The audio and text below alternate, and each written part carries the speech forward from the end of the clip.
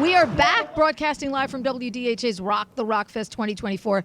I'm so happy to see Ayron Jones. Oh, man. I feel you're another person I feel like there were people I connected with during the pandemic. Yeah. Online, and I feel like I've known those people forever because you sort of remember life as like pre-pandemic and then post-pandemic. Absolutely. And you and me got together because you were just starting to release music, which, by the way, Ayron Jones is here, was a very brave thing to do. Yeah. In 2020, you were getting ready to start releasing stuff, and all of a sudden, boom, shakalaka, the world shuts down and everything shuts down. But there were certain artists, and I talked to Sean Morgan about this, who just were like, you know what, we'll do whatever we have to do to connect with the fans. We did that, man. And sure you were the guy. Yeah. Virtual happy hour with Ayron and like incredible members of his band that just happened to be in the background for the Zoom. Like, it was just incredible. And you have been, since that time, I would say, one of the hardest working men in rock and roll. Man, I appreciate the that. Rock and roll biz. I appreciate that, the recognition too, man. And we've been doing this pretty relatively with a skeleton crew, man. Mainly a van and some gear behind. Get out. And that's it, man. We don't have a big, huge production. We just get up there and we play, We tune our instruments up, and what you get in that moment is exactly how it is, every single time. And Ayron's a rock. Don't you feel like Ayron Mike is a rock star? Oh, he looks like much cooler than me. I'm looking at him like, oh man. He just is the full package. Thanks. He just has it. He's got the swagger. He's got the whole vibe. He walks in and you're like, that guy is somebody. Yes. That's cool, man. I worked really hard on that, dude. I took notes. I was like, man, wear sunglasses at nighttime.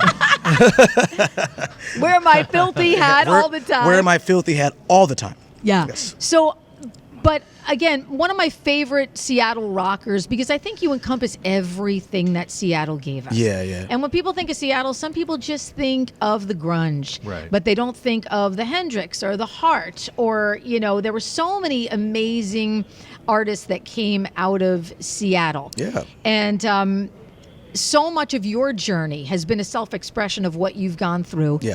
In your life, Child of the State, Chronicles of the Kid, your most recent records were really very self-explanatory timestamps for you. Absolutely. And what you were going through. So talk to people who maybe are not that familiar with you about a little bit about your journey and how Ayron Jones became Ayron Jones. Yeah, it's actually, I call myself the slumdog millionaire of rock and roll because I always found myself in the graces of people that had the ability to progress my life and my career into the direction that I saw as long as I chose to do so. So I first started out in Seattle, just playing a bunch of bars, and in doing that, I got a chance I met Sean Kemp, and Sean was partners with a guy named Troy Wright, who used to be married to Janie Hendrix, and Janie Hendrix is Jimi Hendrix's little sister. So I got an opportunity to play at his bar every Thursday night, and I became friends with his kids and all sorts of stuff. And then shortly after doing that, I got a phone call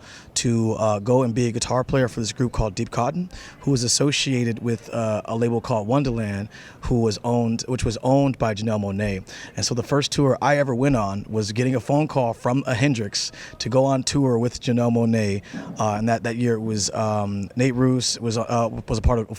Fun was on that tour. Well, Fun was on a part of that tour. Janelle Monáe, and then it was this group called Deep Cotton. We all toured together, and it was such a great crazy. Eclectic group of people too, Yeah. getting together and just doing what we talked with Seether about, making music and just connecting with people. Absolutely, and then shortly after that, I got discovered by Sir Mix-a-Lot in Seattle. That was the guy I was going to tell you about. That's cool. So Sir Mix-a-Lot helped me put out my first indie record, and then in doing that, I got in with the grunge guys, and then my second indie record was produced by Barrett Martin from Screaming Trees and Mad Seasons.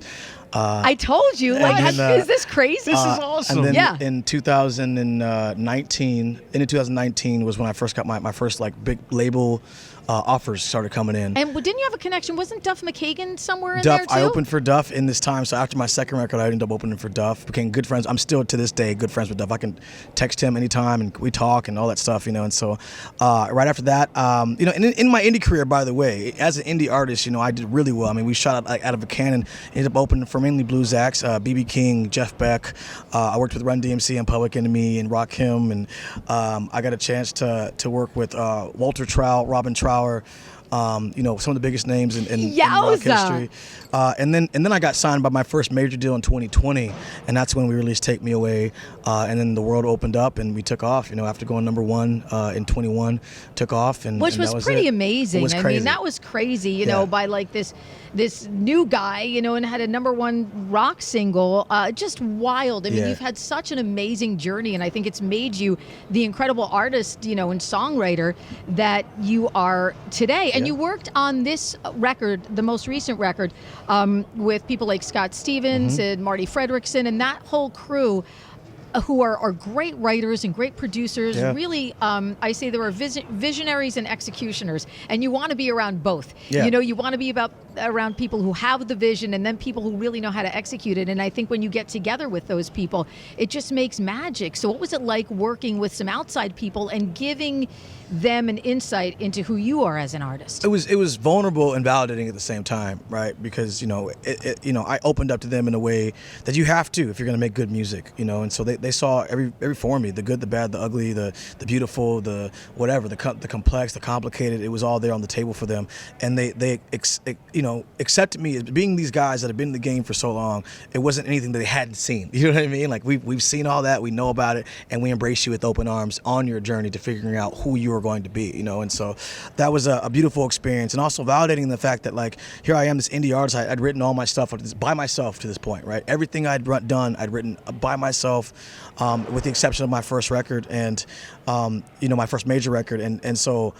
Here I am now at the table with some of the biggest songwriters in the rock industry, and I know what to do. And I know how it's going to go. I know how songs should sound, and we're talking on a level platform versus me going, "What should I do here, guys? Where are we going to go?" You know, sometimes getting songwriting sessions with newer artists, and they just kind of watch you right around them, you know, because they're not really sure of themselves just yet. But I walked in that room, I knew what I wanted to sound like, I knew what we were going for, and we were able to speak the language together. And so it was very validating, and the success is in the pie, as they say. You know, the success is right there. I mean, you know, we produced 2 #1s together, and a hit record. You know what I'm saying? Filthy was a great song, and you know, Chronicles of the Kid came out as one of the best records I put out to date. Yeah. Oh, absolutely. It's such a dynamite, amazing record. We got it in 2023, and you know, a ballsy thing for you too.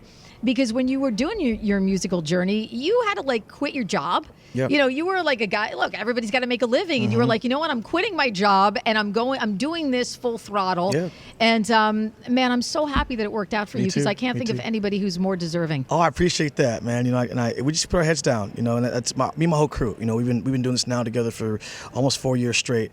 And, you know, there's been ups and there's been downs, there's been gains and losses and things like that.